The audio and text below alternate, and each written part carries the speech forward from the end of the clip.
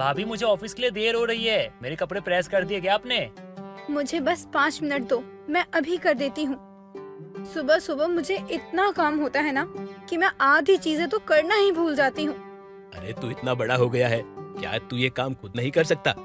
भैया आपको तो पता है ना, मुझे ये सब करना नहीं आता है। एक बार मैंने कोशिश करी थी कि कपड़ों को प्रेस करूं, लेकिन मेरी नई शर्ट जल गई थी।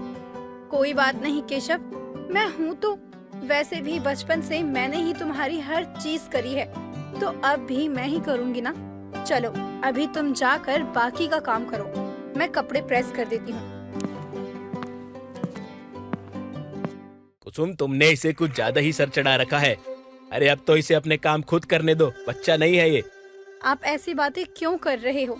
माँ के जाने के बाद उसने मुझे माँ माना है और मैंने ही तब से उसके सारे काम किए हैं, तो अब वो मेरे बिना कैसे काम करेगा? जब से ये मेरी जिंदगी में आया है इसने कभी मुझे चैन से नहीं रहने दिया। पहले मनहूस कहीं का मेरी माँ को खा गया, अब मेरी पत्नी को भी अपने वश में कर रखा है। कौशल, जरा जुबान संभाल कर बात करो। वो तुम्हारा छोटा भाई है, तुम उसके बारे में ऐसे बात नहीं कर सकते।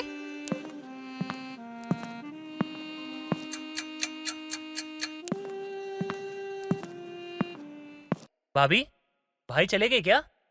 अरे भाभी मुझे भी साथ जाना था, वो मुझे छोड़ के क्यों चले गए? अरे अरे अरे वो तुम्हारे भाई को किसी का फोन आया था, तो वो एकदम से चले गए। अच्छा चलो कोई बात नहीं, वो तो चले गए, मैं भी चला जाता हूँ। और हाँ भाभी, समय से खाना खा लेना, और ये मत करना कि पूरे दिन घर के काम में लगी हुई हो, थोड़ा आराम आराम भी करना। इतना कहकर केशव वहाँ से चला जाता है। वो कुसुम को अपनी माँ समान ही समझता, क्योंकि जब वो बहुत छोटा था तभी केशव और कौशल की माँ मीना गुजर गई थी। कुछ वक्त के बाद ही कुसुम और कौशल की शादी हो गई थी। तभी से कुसुम ने ही केशव को अपने बच्चे की तरह संभाला और उसे पाला। लेकिन केशव उस घर का सगा बेटा नहीं था, बल्कि उसे गोद लिया गया था। और उसके गोद लेने के बाद ही मीना का देहांत हो गया। इसी वजह से कौशल उसे कोसता रहता कि उसके आते ही उसकी माँ गुजर गई, वो लड़का इस घर के लिए मनहूस है। बहू जल्दी से खाना लगा दो, भूख लगी है।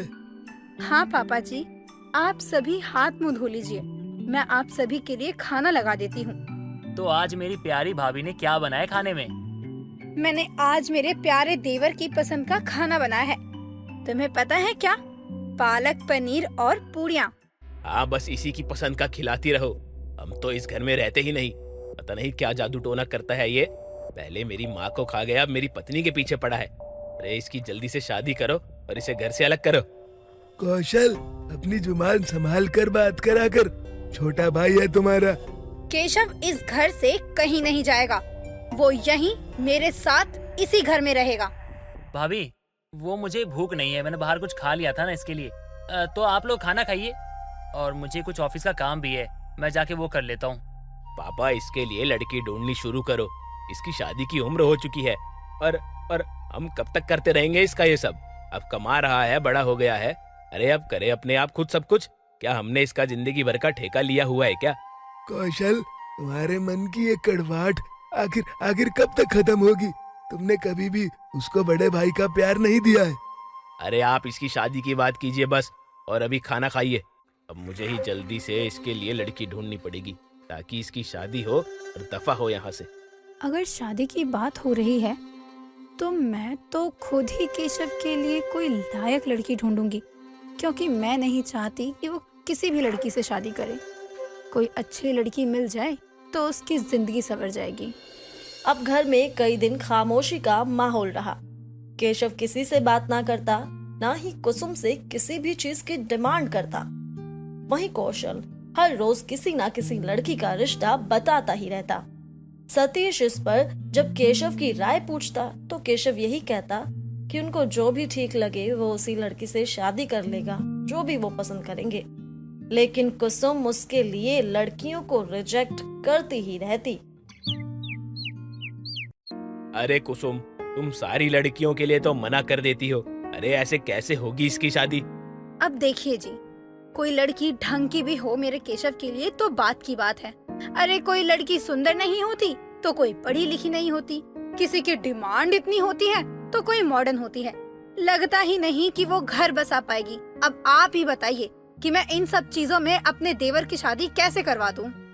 अरे तुम्हें इस बात से क्या करना है भाई? चाहे कैसी भी लड़की हो, हमें शादी से मतलब है। और मैंने एक लड़की पसंद करी है, हम जल्दी उससे इसकी शादी कर देंगे। कौशल जी, शादी से सिर्फ आपको मतलब होगा, लेकिन मेरे रहते मैं अपने देवर की शादी ऐसी वैसी लड़की से कभी नहीं होने दूंगी। अगर मुझे लड़की पसंद नहीं आई तो मैं वही ना कर दूंगी, क्योंकि मैं नहीं चाहती कि मेरे देवर की जिंदगी खराब हो। केशव की शादी तो इसी लड़की से होगी। मैंने तो पहले ही पता कर लिया है। लड़की की नौकरी ही ऐसी है कि ट्रांसफर तो चलता रहता है। तो केशव इसके साथ एक बार जुड़ जाए, बस इस घर से दफा हो जाएगा।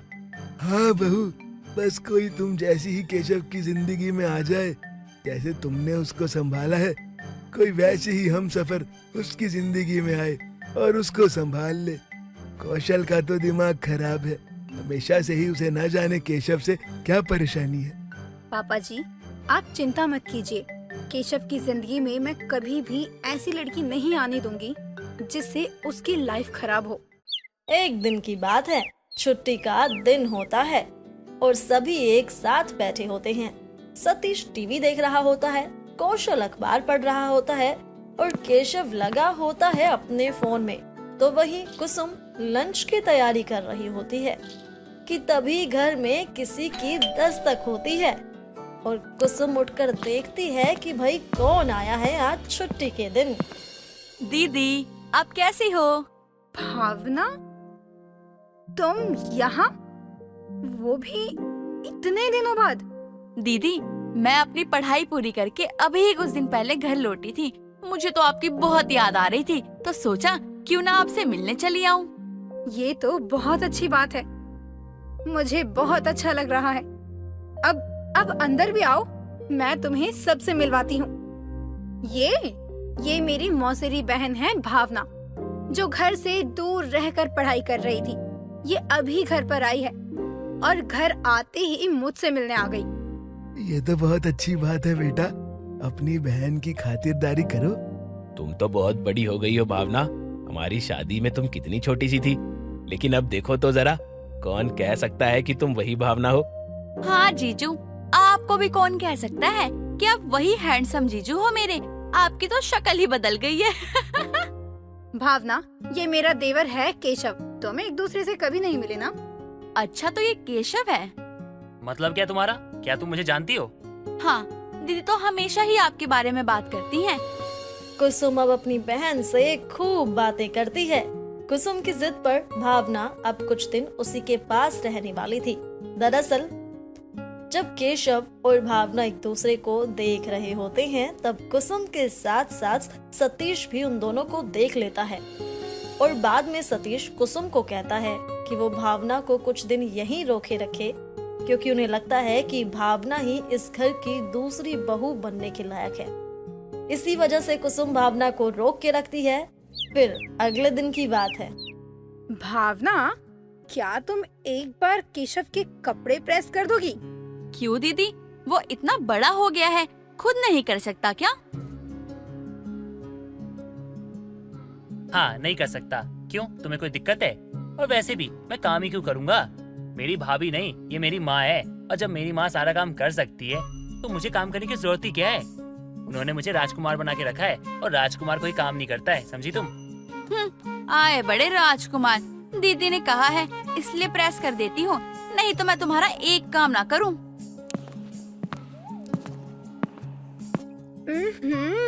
क्या बात है, किसी के चेहरे पर तो बड़ी ही मुस्कुराहट आ रही है। हाँ हाँ, क्या? अरे नहीं दीदी, दीदी क्या है, आप मेरी टांग क्यों खींच रहे हो? एक दो दिन यूं ही बीत जाते हैं और अब तो केशव और भावना के बीच की ये नोक झोंक देख देख कर कुसुम और सतीश बहुत खुश होते हैं। तो अब कुसुम अपने ससुर से कहती है, पापा जी, मुझे लगता है कि हमें केशव के लिए सही लड़की मिल गई है। आप देख रहे हैं ना, कैसे दोनों एक दूसरे से लड़ते झगड़ते रहते हैं और कहते हैं ना, प्यार की शुरुआत लड़ाई से ही होती है। आप समझ रहे हैं ना मेरा मतलब? मुझे भी ऐसा ही लगता है बहू, मुझे तो भावना पहले दिन से ही पसंद है। और सबसे बड़ी बात तो वो तुम्हारी परछाई है। अब तुम अपने घर पर उनकी शादी की बात तो करो जरा। ठीक है पापा जी, मैं जल्द ही इनकी शादी की बात करती हूँ। एक तरफ कुसुम उनकी शादी की बात करने की तैयारी कर रही होती है तो दूसरी तरफ कौशल उसी शाम को कहता है जब सब हॉल में बैठे होते हैं।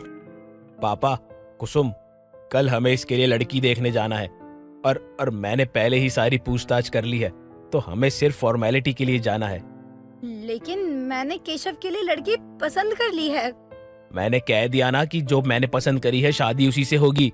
कौशल, एक बार तुम कुसुम की बात तो सुन लो। अरे उसने कौन सी लड़की को पसंद किया है, जरा पूछो तो सही। मुझे कुछ नहीं सुनना पापा, हम कल लड़की देखने जा रहे हैं तो जा रहे हैं और रिश्ता वहीं होगा। अब भावना और केशव भी परेशान होते हैं। भावना अपनी दीदी से कुछ नहीं कह पाती कि वो केशव को पसंद करती है, क्योंकि उसे लगता है कि अगर केशव के मन में उसके लिए फीलिंग्स ना हुई तो वो क्या करेगी।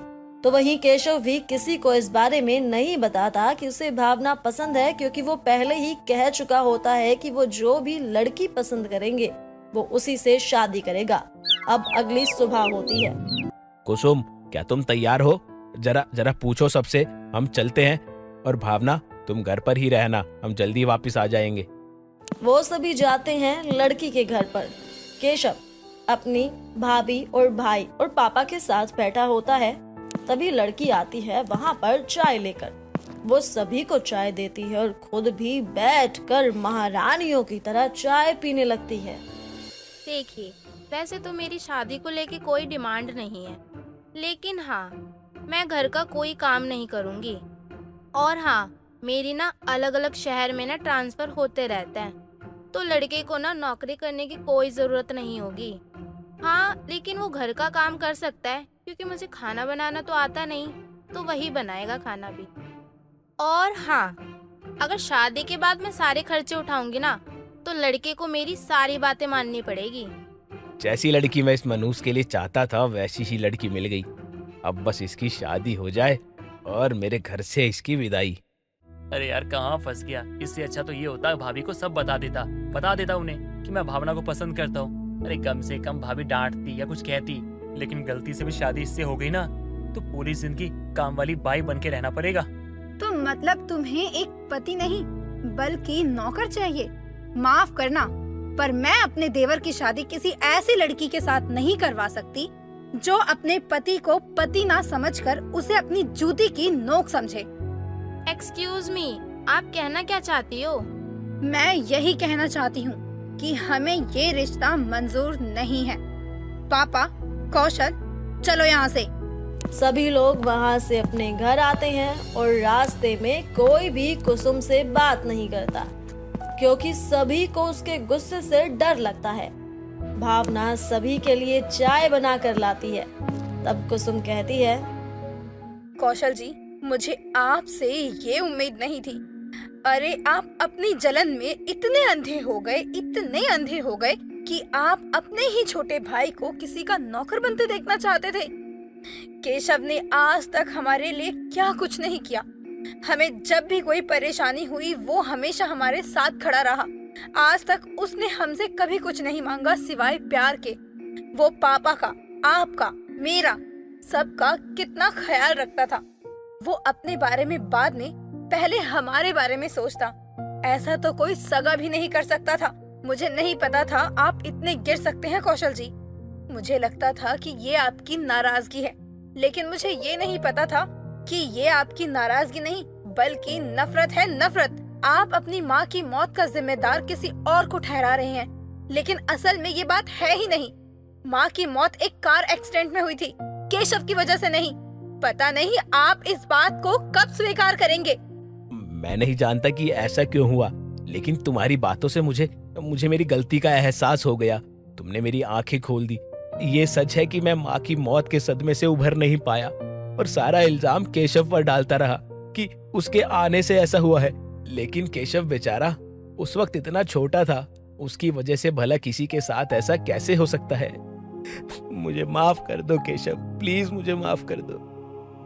चलो मैं सभी को एक खुशखबरी दे देता हूँ। हमने केशव के लिए भावना को पसंद किया था। वो ही हमारे केशव के लायक है। वो हमारी कुसुम की परछाई जो है। भावना, केशव, तुम दोनों बताओ, क्या तुम दोनों एक दूसरे के हमसफर बनोगे? क्या तुम एक दूसरे से शादी कर सकते हो? हाँ भाभी, यही बात मैं आपसे बहुत समय से कहना चाहता था, लेकिन कभी कह नहीं पाया। मुझे भावना बहुत पसंद है।